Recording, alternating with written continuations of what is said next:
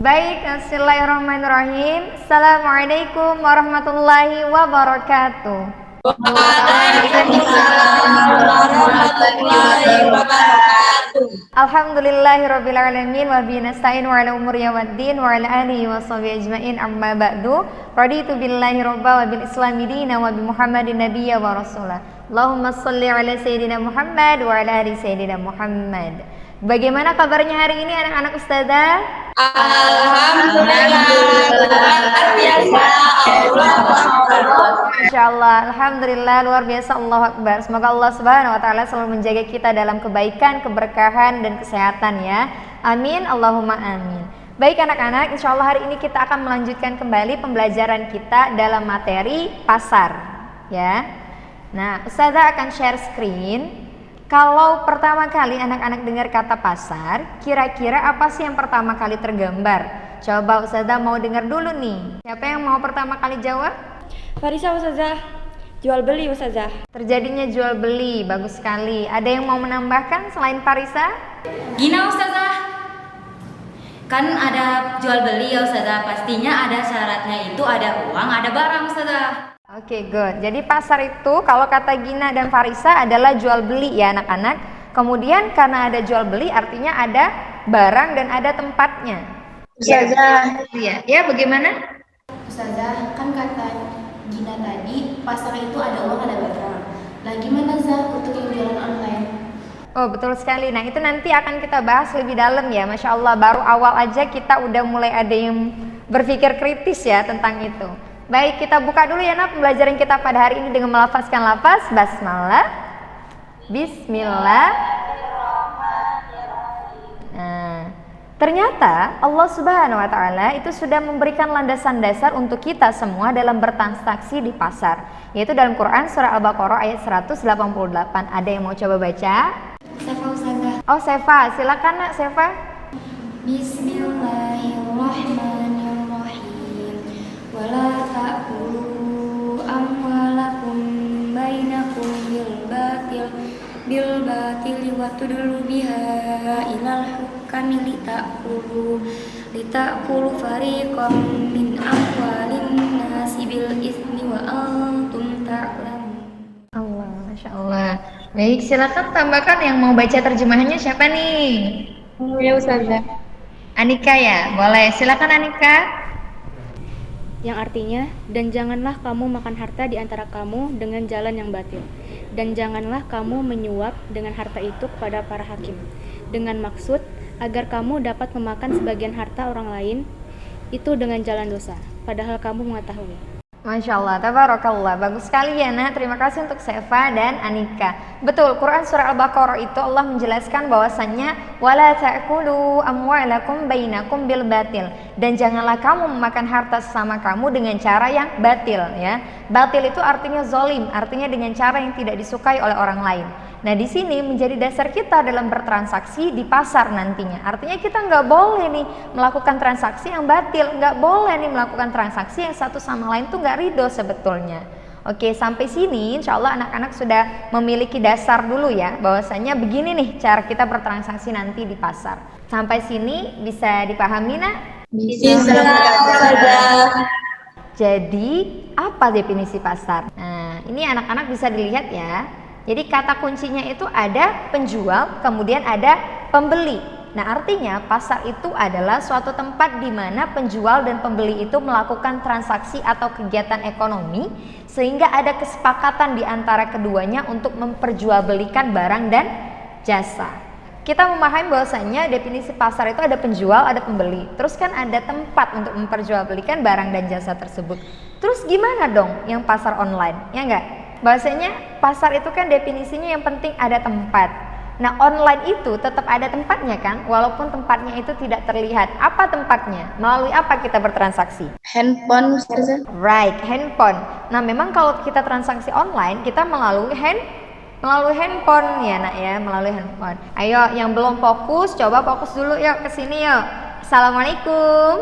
Waalaikumsalam. Iya, ya fokus dulu ya kita insyaallah. Nah, selanjutnya materinya adalah ada penggolongan beberapa jenis pasar. Hari ini kita hanya akan pelajari satu poin, yaitu pasar berdasarkan pembagian struktur penjualnya. Nah, ini sudah kasih gambar contoh-contoh pasar. Ada yang pernah ke pasar sini nggak? Udah Ustazah. Udah ya, bagus sekali ya. Nah, ini dikatakan sebagai pasar persaingan sempurna. Jadi jenis pertama dari pasar berdasarkan struktur penjual adalah pasar persaingan sempurna. Contoh-contohnya bisa anak lihat sekarang ya. Nah, kira-kira nih anak-anak, kenapa pasar-pasar ini disebut sebagai pasar persaingan sempurna? Ada yang mau coba jawab pertanyaan Ustazah sebelum Ustazah jelaskan secara rinci? Zulfa, boleh silakan nak, gimana? Gini Ustazah, kayak perdagangan bersaing dengan pedagang dengan lainnya. Oh, jadi ada banyak pedagang di suatu tempat, kemudian mereka bersaing antara satu dengan yang lainnya ya? Iya Ustazah. Oke, good. Terima kasih Zulfa. Ada yang mau menambahkan lagi kira-kira nak? Atau merasa cukup terwakilkan dengan jawaban Zulfa? Cukup ya? Betul sekali ya, terima kasih Zulfa. Jadi pasar persaingan sempurna itu banyak penjualnya, banyak pembelinya, kemudian produk yang mereka jual itu sama gitu. Nah, tapi apa sih yang membuat mereka tetap bertahan di jualan mereka tersebut? Ini kita masuk ke akidah Islamiyah. Jadi kita itu punya keyakinan, para penjual itu punya keyakinan bahwasanya yang menjamin rezeki setiap hambanya itu adalah Allah Subhanahu wa Ta'ala. Nah, itu yang membuat kompetisi atau persaingan antara satu dengan pedagang lain itu tetap terjalin, tetap ada walaupun mereka berdekatan. Nah, makanya pasar tersebut dikatakan pasar persaingan sempurna. Sampai sini insya Allah paham ya. Untuk kelebihan dan kekurangannya nanti bisa dibuka di buku cetak kuadra halaman 63. Selanjutnya kita masuk ke pasar persaingan tidak sempurna. Nah, ini di sini udah ada Telkom, ada KAI, ada LPG, ada kereta api. Kenapa kira-kira dikatakan sebagai pasar monopoli? Ada yang tahu nggak mono itu artinya apa? Satu, Masya Allah pintar sekali. Ya betul, mono itu artinya satu. Lalu poli artinya apa nah? Menjual. Ya sebelumnya sudah review terlebih dahulu ya pembelajaran kita pada hari ini, Masya Allah. Monopoli itu artinya satu penjual ya. Nah kalau LPG, PLN, kereta api kan semuanya ada satu penjual ya di Indonesia ya. Betul. Selanjutnya ada pasar apa lagi? Pasar oligopoli. Oligo artinya apa nak? Ada yang tahu? Beberapa, Masya Allah. Ini pasti sudah buka buku kuadranya ya. Jadi oligo itu artinya beberapa, poli tadi artinya penjual. Artinya ada beberapa penjual ya. Produknya ini sama semua. Sehingga mereka membutuhkan iklan dan promosi untuk menarik pembeli agar mau membeli produk mereka. Oke, sampai sini saja materi kita untuk hari ini. Nah, ada yang mau ditanyakan untuk materi pada hari ini? Sudah ada. Nah, kita masuk ke studi kasus ya. Studi kasus kita pada hari ini apa? It's your time. Studi kasus kita tentang akhlak Quran. Akhlak Qurannya apa? Yang pertama, kita sudah membagi kelompok di pekan lalu ya, sudah dibagi kelompoknya. Pertama kelompok yang akan menjadi penjual dan kedua adalah kelompok yang akan menjadi pembeli. Nah, silakan dipakai waktunya 2 menit untuk saling berdiskusi. Akhlak Quran yang seperti apa yang harusnya dimiliki oleh penjual dan pembeli ketika melakukan transaksi di pasar.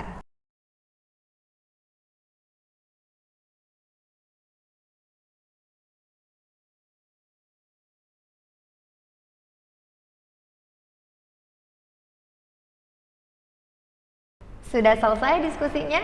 Sudah Ustazah. Masya Allah, tabarakallah. Oke, ini adalah studi kasus tentang akhlak Quran ya. Bagaimana sih kita ketika menjadi seorang penjual atau bagaimana sih seharusnya sikap kita ketika menjadi pembeli. Ini tim mana dulu yang mau present? Anika dulu Ustazah. Anika silakan. Apa nak? Melayani pembeli dengan baik. Melayani pembeli dengan baik itu akhlak pertama. Akhlak kedua? Rizka Ustazah. Rizka apa? Menjamin barang dengan kualitas yang baik. Menjamin kualitas barang. Ya, yang ketiga ada lagi kelompok penjual. Ada Ustazah. Ya, Rifa. Tidak menaiki harga terlalu tinggi. Tidak menaikkan harga terlalu tinggi. Masya Allah. Yang keempat ada lagi tim penjual. Najwa Ustazah. Najwa apa? Jujur dalam review kualitas produk. Jujur dalam review kualitas produk. Sudah ini ya, sudah habis ya tim penjual. Sekarang tim pembeli. Nah, kalau tim pembeli apa nak? Firda Ustazah. Oke, Firda apa pertama? Tidak boleh menawar harga terlalu rendah. Oke, yang kedua dari siapa lagi? Zulfa Ustazah. Zulfa apa? Sopan dalam bertanya kepada penjual. Ya, kemudian yang ketiga? Farisa Ustazah. Iya, Parisa apa? Tidak banyak bertanya, kemudian tidak membeli. Oke, baik. Yang keempat ada lagi? Gina Ustazah. Gina apa? Yang keempat itu membawa keranjang pribadi untuk mengurangi kantong plastik pada penjual. Oke, menggunakan keranjang pribadi untuk mengurangi penggunaan plastik oleh penjual. Masya Allah, tabarakallah. Yaitu tadi adalah akhlak-akhlak yang harus dimiliki ketika kita menjadi seorang penjual dan ketika kita menjadi seorang pembeli ya nak ya. Kenapa? Ini adalah akhlak-akhlak Al-Quran yang hendaknya bisa kita implementasikan dalam keseharian kita dalam bertransaksi. Baik nak, untuk hari ini insya Allah sampai sini dulu proses pembelajaran kita. Semoga apa yang kita pelajari hari ini bisa meningkatkan kembali tidak hanya ilmu fikriyah kita, tapi juga ketaatan dan keimanan kita kepada Allah Subhanahu Wa Taala ya. Untuk itu marilah kita tutup pada hari ini dengan lafaz hamdalah. Alhamdulillahirabbil alamin. Doa kafarat majlis. Subhanallah wa bihamdika asyhadu an la ilaha illa anta astaghfiruka wa atubu ilaik. Amin ya rabbal alamin. SMA IT Permata Bunda, Kibes Qurani berkarakter berprestasi. Barakallahu fikum jami'an. Semoga Allah selalu menjaga kita dalam kebaikan dan keberkahannya. Serta mohon maaf kalau ada salah kata dan khilaf. Kepada Allah sudah mohon ampun. Wabillahi taufiq wal hidayah. Assalamualaikum warahmatullahi wabarakatuh. Waalaikumsalam warahmatullahi wabarakatuh.